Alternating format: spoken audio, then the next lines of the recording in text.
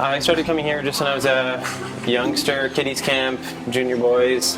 as a camper, and then started working as a CIT at kiddies camp when I was 15. And I got hooked on working at camp after that, so I worked kind of summer after summer. I was raised in a Christian home, loving parents, didn't really have a lot of the classic like hardships growing up, just my family was great. And I felt always connected with God, and called myself a Christian and was a Christian, I think. But as I reached my kind of late teens, went through a really dark patch in my life and had to work through a lot of emotional issues and kind of hurt and pain that happened, and it was really confusing for me for several years. And it was actually at camp that I started to feel that kind of just personal connection with God, and also just the relationships that I developed here with all the different staff and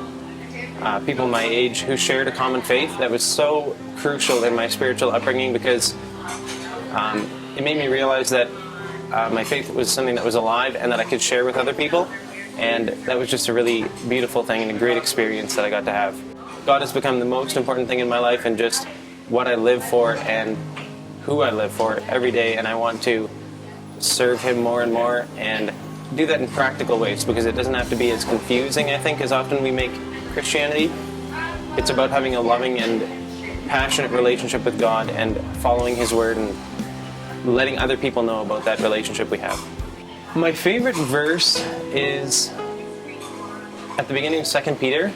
and Peter talks about Jesus and is kind of introducing his letter, and he says, His divine power, talking about Jesus, His divine power has granted to us all things that pertain to life and godliness through the knowledge of Him who called us to His own glory and excellence. And it goes on, but the point of that verse is that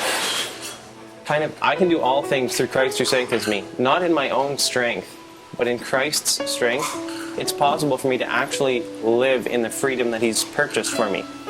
I don't have to be a slave to sin anymore. I don't have to be a slave to selfishness and pride and all the sins that have racked me throughout my life. I'm actually free, and by Christ's divine power, I can have victory over that and actually make a difference in this world, which has been so life-changing for me. One of the things I love about camp the most is how much it's, especially working at camp, is how much it's trained me to just recognize how important the relationship you can build with kids is. And I'm a teacher now, so I deal with kids all the time, and I'm involved with the youth group, and just the amount of experience that it's given me working with kids, because kids are so impressionable, I guess, no matter what age they're, and they're looking up to you. And I remember lots of experiences at camp where you would get that camper who you just knew, it would kind of become clear over the week that they look up to you so much, and this kid just is watching every movement that you do and everything you do. And what an inspiration for a person to ensure that my own faith is grounded and my own faith is being lived out, because these guys are just watching you. On the converse, though, what an opportunity to present a healthy relationship with Christ to a whole generation of campers who think you're pretty cool because you're just an older person who cares about them, and you can present a fresh and real version of what the gospel says that can be meaningful to their lives. I love camp for that opportunity that it gives to just work with kids and get to know them. Jesus is increasingly, as I've said, the most important person in my life, counselor and comforter and somebody to go to, but also just a friend who happens to be all-powerful and almighty. And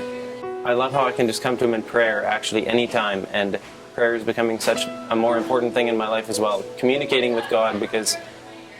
if He's all-powerful and He knows everything about me, why wouldn't I want to present my requests and talk to Him and present all the things that I'm going through in my life? And the opportunity that we get as Christians to converse with our God at any time we want, in any circumstance, even if it's just a short,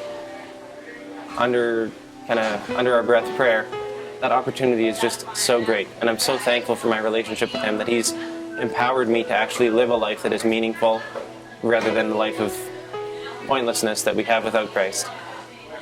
I'm Mark, this is my story, and I give God all the glory.